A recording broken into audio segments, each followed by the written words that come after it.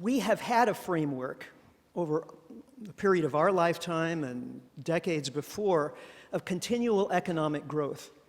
And so I think it's typical that most people assume that this is something that goes way back in history, it's normal, it's something that we all want and expect, and it can continue more or less forever.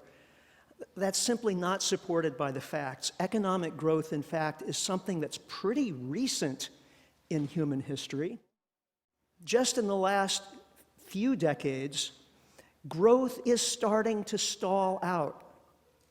Now, economists recognize this, but generally believe that it's due to some problems inherent within the system that we can work out so we can get back to normal. But we have to remember that normal, in fact, is a condition of no growth. Energy is important to understand because it's really the basis of everything. The economy doesn't work on money, it works on energy. Without energy, nothing happens. We discovered buried treasure, and we've been spending it as fast as we can ever since. And that's the real basis of most of the economic growth that we've seen. There are different ways of substituting for oil. We can drive electric cars, for example, but we're not going to we're not going to fly electric airliners because the batteries would be too heavy. Similarly, electric 18-wheel trucks, bulldozers, and so on, very unlikely. So we're really looking at a very different kind of future as we transition away from fossil fuels. Generally speaking, our energy future is going to be less mobile, more localized, and we're likely to have a lot less energy to play with. And that energy will have different characteristics.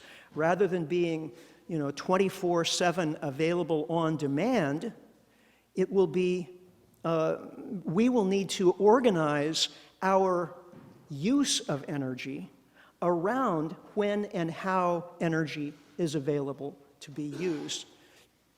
We're going to have to understand the difference between and relationship between operational energy, which is the gasoline you put in the car tank, and embodied or embedded energy, the energy it took to build the car, to build the road that the car is driving on, and all the gas stations and all the other systems that make it possible for you to drive a car. Now, that's one example, but think about how this plays out in the built structures and infrastructures of our society, and in the products that we use, the food that we consume, how much of that is embodied, how much energy is embodied in the food that we use, in terms of food miles, in terms of packaging, and so on. We've been told that growth is good for us, it's inevitable, it's necessary, jobs, returns on investments, tax revenues for governments, and so on. But the fact is, we live on a finite planet. And the economy, as we've built it, is in fact an engine. It's a thermodynamic engine for taking labor and nature and churning it up and turning it into pollution. The post-growth economy is inevitable.